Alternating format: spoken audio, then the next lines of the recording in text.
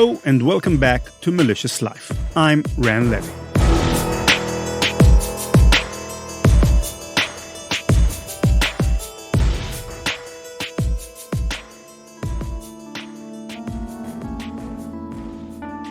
Just as his company was finishing their shiny new product's logo, a white syringe with a computer background, Ofer Achituv saw an article about the Jerusalem virus in a national newspaper. The article laid special emphasis on the activation date of the virus, Friday the 13th, which would next come around in about half a year's time, May 1988. Ofer knew that he could delay no longer, and he came up with an ingenious plan to get his product's name out quickly. Ofer approached a technology journalist from a competing newspaper, telling him that Iris had a solution to defeat the Jerusalem virus. Ofer's bet was that by pitting competing newspapers against each other, his name would get more attention. And he was right. The competing paper published his story on the back page of their weekend edition. It was the best advertisement Iris could have hoped for, free of charge. Their small team was about to become flooded. Iris went into a frenzy. With only 3 people on the payroll, Ofer had to get creative. He and his programmer worked on their software, which was almost but not quite ready yet, well into the night, while Ofer's wife, his mother, and his daughter copied it to disk as quickly as they could. On the floor of the home that Ofer, just months before, was considering taking a second mortgage out due to the lack of business, he and his family spent the whole weekend coding, copying, printing, and inserting pages with the company logo on it into the outer pockets of the disc covers. In some cases, the printed paper was so fresh that customers would receive their Iris logos with smeared ink. All the while, the Iris company phone did not stop ringing. The news stories created alarm for computer owners throughout the country, many of whom not only wanted anti-AIDS, but wanted a representative from Iris to come and install and operate it at their locations. Ofer sent his only remaining employee, his sales manager, out to customers who were willing to pay a premium, and he rushed from office to office, home to home. Very little sleep was had during those following weeks, as Iris's huge debt did a 100-degree turnaround and the company began making staggering profits.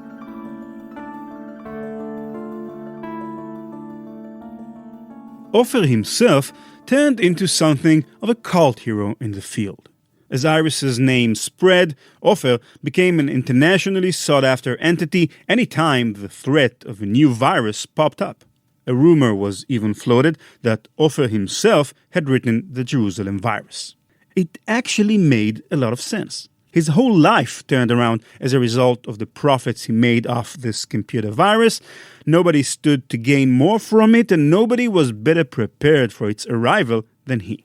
Foreign journalists tended to skirt the subject, but Israeli journalists, in typical Israeli fashion, took no qualms in pressing him on the conspiracy theories. In interview after interview, Ofer was asked if he wrote the Jerusalem virus. In one, for the IDF Army radio, a young journalist came to him. "No one can hear us, Ofer," the young man said quietly. "Tell me, is it true that you are making these viruses?" Ofer turned to him and asked, "You promise not to tell anyone?" The journalist was eager. "I promised," he replied. Ofer looked the young man in the eyes. "It's true." The young interviewer ran back into his studio shouting, "I have a scoop! He confessed it! He confessed it!" The conspiracies turned into a running joke in Iris's office. But while Ofer was making the move that would define his early career, Omri Iman, the co-founder of BRM alongside Yuval Rakavi, was thinking ahead. Omri was a cunning computer scientist and predicted that even though there were but a handful of computer viruses out in the world in late 1987, many more would be born in years to come. He set out to create a program that wouldn't just defeat the Jerusalem virus, but potentially any other new, unpredictable viruses characteristically dissimilar to those he'd already seen. Omri's idea was for an antivirus software that could detect a malicious program on a computer, even if that program's signature was not previously known to the antivirus. Remember that issue with Carmel and Eliashim's program that prevented them from being effective long after the Jerusalem virus was gone? Those programs could only address what viruses they already knew about.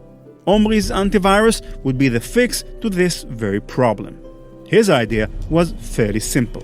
Scan and document all the data on the computer when it's clean and compare it with the information gathered in any future scan.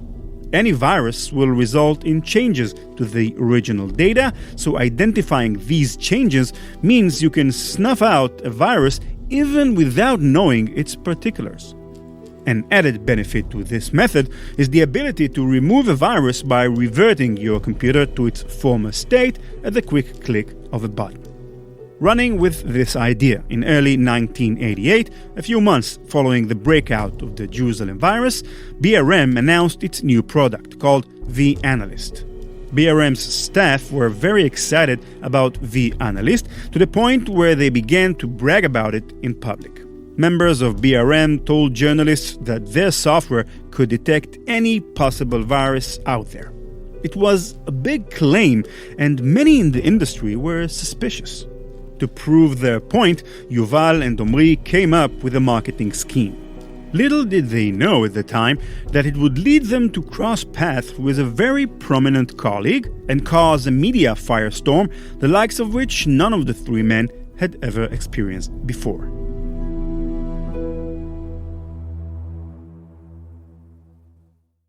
It's April 1988 when Ofer Achituv receives an unexpected phone call.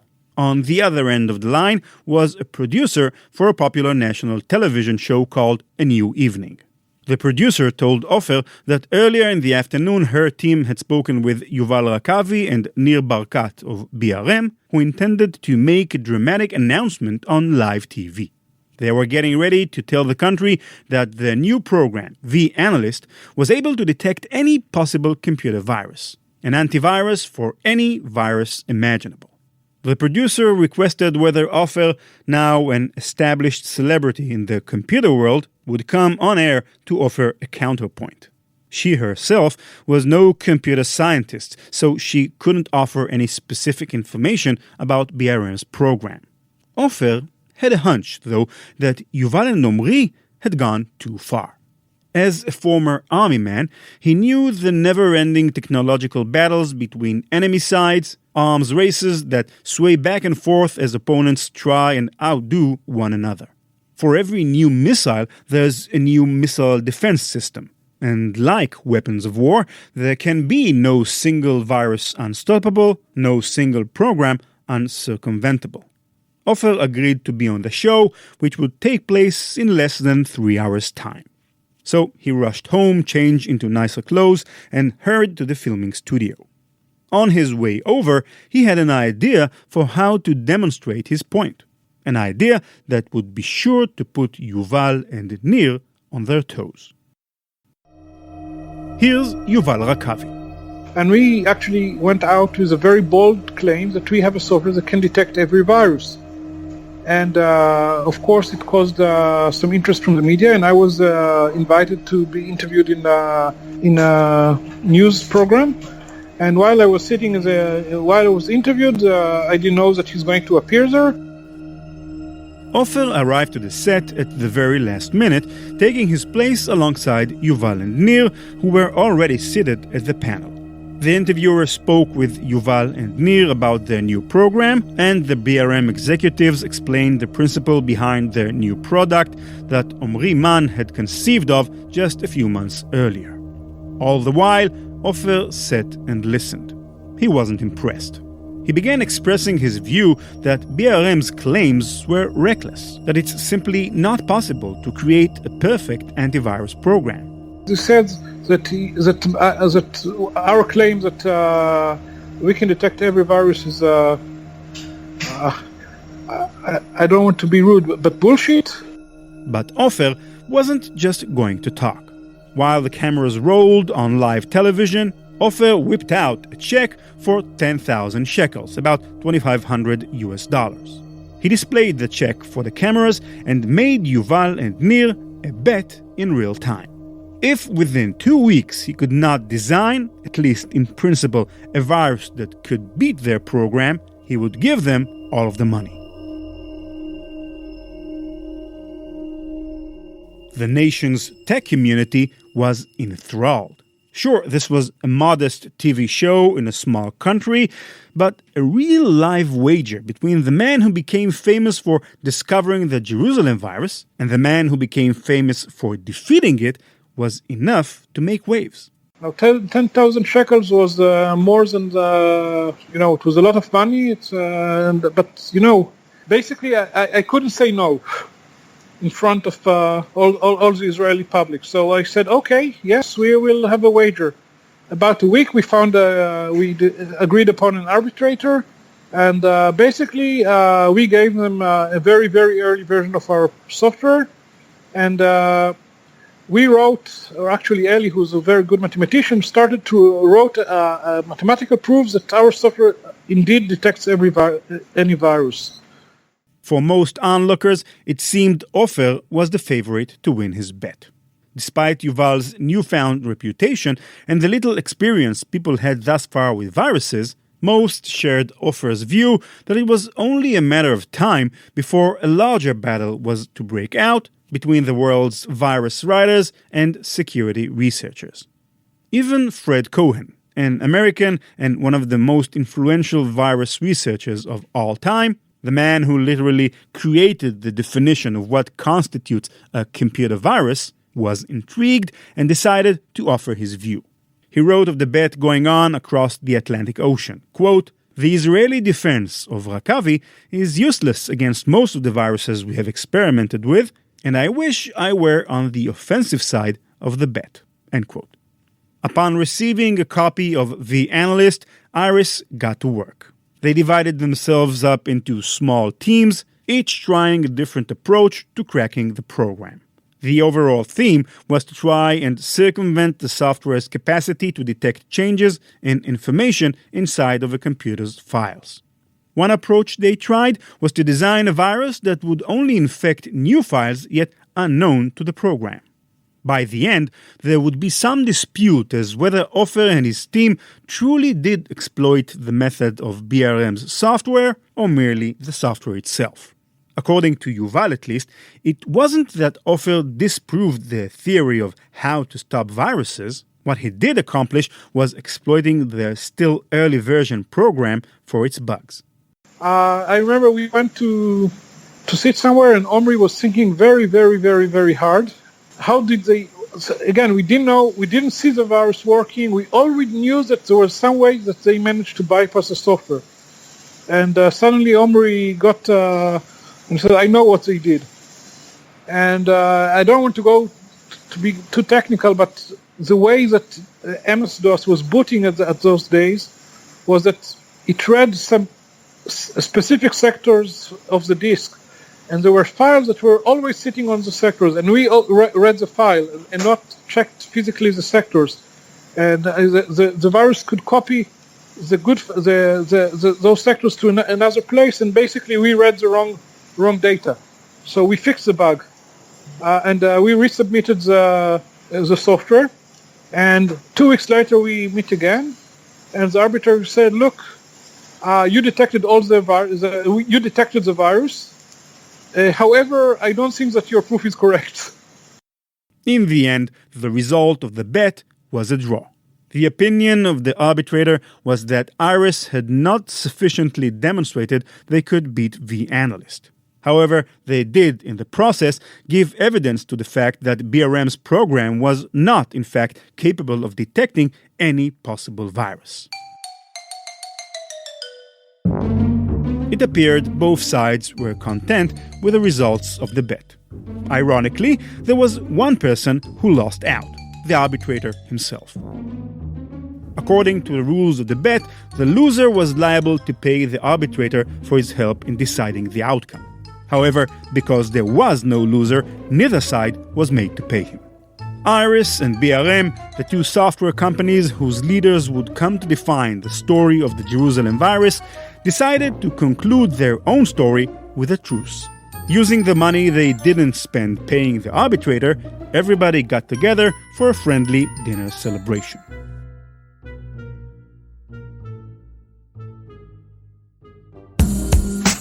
Malicious Life is brought to you in collaboration with Cybereason. Cybereason allows you to gain the upper hand by taking an entirely new approach to cybersecurity, stopping fireless malware, lateral movement, and even 0 days. Connect the dots and gain unmatched visibility with Cybereason. Learn more at cybereason.com. In the years that followed, Israelis were among the world's experts in handling viruses. Several American and European antivirus companies opened up shop in international markets, but none made much of a mark. The market leaders, foremost among them Finland's F-Secure and Sophos, were just beginning to come into their own. IBM released its own antivirus in 1989, but never gave it the resources or attention it needed to become competitive. And yet, despite the advantages Israel's tech community had in knowing of and dealing with viruses, Israeli companies couldn't break into international markets. Sometimes it feels like everyone in Israel knows each other. It's a small country, so social and business ties between those who served in the army together, studied in college together and such allowed for small businesses to thrive. Companies had open-door policies and wide availability to clients. Out in the world, where the antivirus scene was very different, these same companies were tiny and unheard of. Viruses themselves were not quite so well known yet in most countries, likely because the pirated copying of software, one of the most prevalent causes of virus replication, was not yet as common in Western countries as it was in Israel. Elyashim, the software company that built VirusSafe shortly after the Jerusalem virus proliferated, was one of the first to try and reach into the US market. Eli Gamush, one of the company's founders, was in the midst of establishing an independent subsidiary of the company in the States when he died suddenly of cardiac arrest. The branch shut down soon after. It was Ofer Achituv, always a man of extreme good and bad fortunes, who made the biggest waves in overseas. He'd set his mind on European and American markets, but these were the days before the internet era. Without connections, the only way to really get your name out in other places was to set up booths at large tech conferences. And cultural differences made the problem even worse. Upon spreading his company's brand to clients in the US and Europe, Ofer found to his surprise that the name of his flagship program, Anti-AIDS, was not being received well, to say the least. These were the tail-end days of the AIDS epidemic, and some interpreted Ofer's product's name as an affront to those who lost their lives to the disease. Realizing his mistake, Ofer swiftly rebranded, changing the name to something more neutral, Antivirus Plus. Opportunity struck for Iris in early 1991 after they hired an American salesman. Just a few weeks after joining the team, the American successfully established contact with an American company called Cheyenne. Cheyenne's primary business was in data backup software for businesses, but they now sought to add a quality antivirus software to their product lineup. They were interested in Iris not just because the software was good, though. Cheyenne wanted to break into international markets, and its executives, including the president of the company, just happened to be predominantly Jewish. There were also less obvious factors at play. Saddam Hussein of Iraq had just dropped missiles in Israel, so buying Israeli technology at the time felt like something of a patriotic act. All things came together, and it led to a direct meeting between Ofer and Cheyenne's president. After an initial meeting at Iris's suburban offices, Ofer, his American salesman, and Cheyenne's president got together in the lobby of the Tel Aviv Hilton. They ended up closing a deal written out on a napkin over breakfast. Antivirus Plus was to be integrated into Cheyenne's primary software, inoculant, and Iris would receive royalties on future sales. The napkin deal was a success for both parties. Cheyenne acquired the backing of a reputable antivirus company, and as their business grew in orders of magnitude over the coming years, Iris's cut of the profits grew proportionately. While the cash rolled in, though, the rest of the country was catching on to the profits that could be made in antivirus. Competitors with real chops entered the market, most notably McAfee and Symantec. A few years following their initial deal, Ofer Achituv was summoned to a meeting with Cheyenne's new president, who had an unexpected proposition. He wanted to abandon the royalties model they had been operating with before and instead buy Iris's software outright. The money on the table was nothing to scoff at, but Achituv, ever paranoid and forward-thinking, felt he shouldn't agree to the first offer presented to him. He remained defiant when he was informed that Cheyenne would soon be acquired by CA, another major tech corporation. CA, the president tried to argue to Ofer, would not be so kind as he with their offer. In 1996, when Cheyenne was bought out by CA, the pressure on Ofer to sell his software only got worse. Ofer continued to press for a better offer than what Cheyenne's president had offered, but CA did not look kindly on the current payment model that tied them to the little Israeli firm indefinitely, and the two sides weren't coming together. Not only that, but Antivirus Plus was already over 6 years old now, beginning to exhibit fundamental performance issues resulting from the innumerable changes and updates made to it over the years. The software was first written at the time in computer history when you could expect one new virus on any given week, so the program was written to hold signatures for only 20,000 viruses in total. The database was already full, so any time a new virus was coming onto the scene now, Iris had to delete the data on some other older virus. By the end, Ofer was being pressured from all directions. On top of the demands of his product, he became worried that the tech bubble, being what it was, might soon burst and prevent him from ever selling Antivirus Plus if it didn't act soon. He observed CA shopping other antivirus options, including the possible acquisition of an Australian software firm. If they finished the deal with anyone else, Iris would be left entirely in the cold. 2 weeks after declining the new deal, Ofer's phone remained silent. He could barely sleep at night.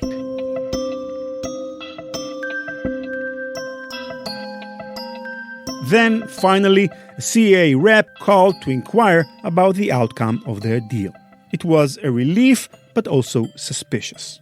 Ofer was quite aware about their dealings with that Australian company and asked why they were still interested in Iris.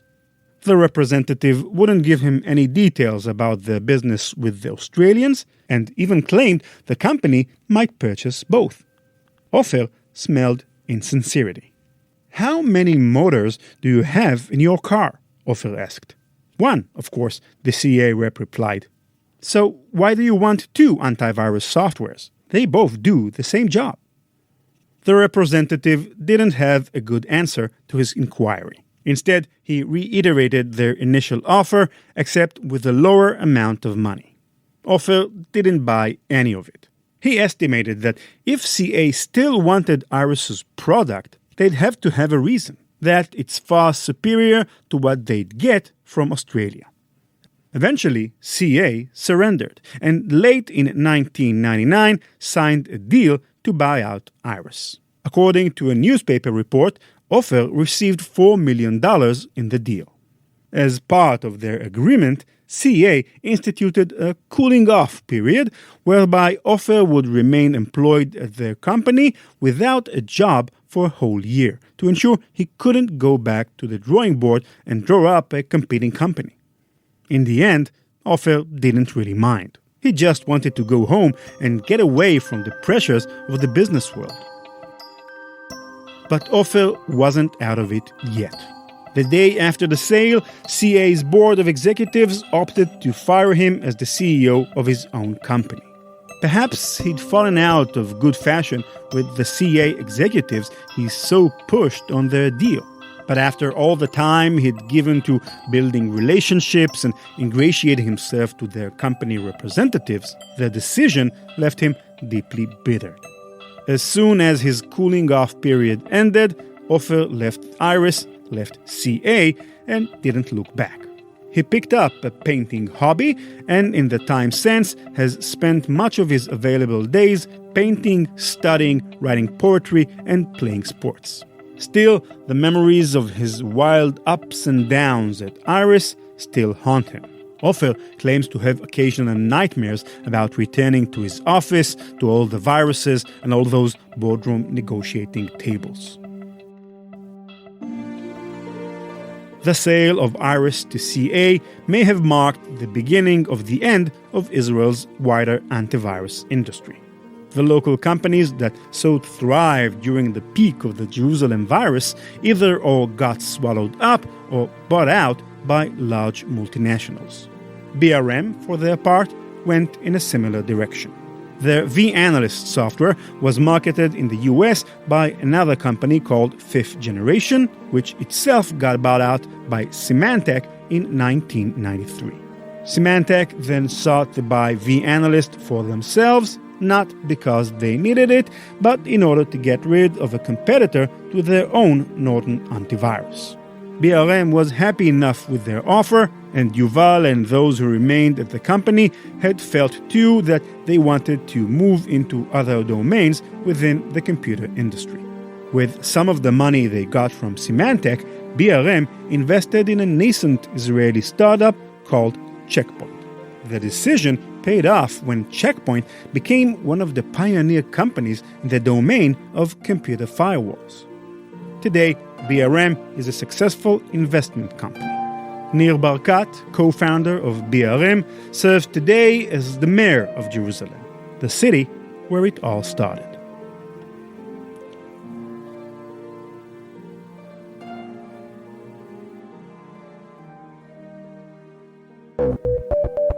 That's it for this episode. Thank you for listening. Do you have an interesting story to tell, perhaps from the good old days of cybersecurity? Let me know at ran, R-A-N, at ranlevi.com, ranlevi.com. Visit malicious.life to subscribe to our podcast, read full transcripts, and download other episodes. You can find us on Twitter at @maliciouslife and @ranlevi. Malicious Life is produced by PI Media. Thanks again to Cybereason for underwriting the podcast. Learn more at cybereason.com. Bye-bye.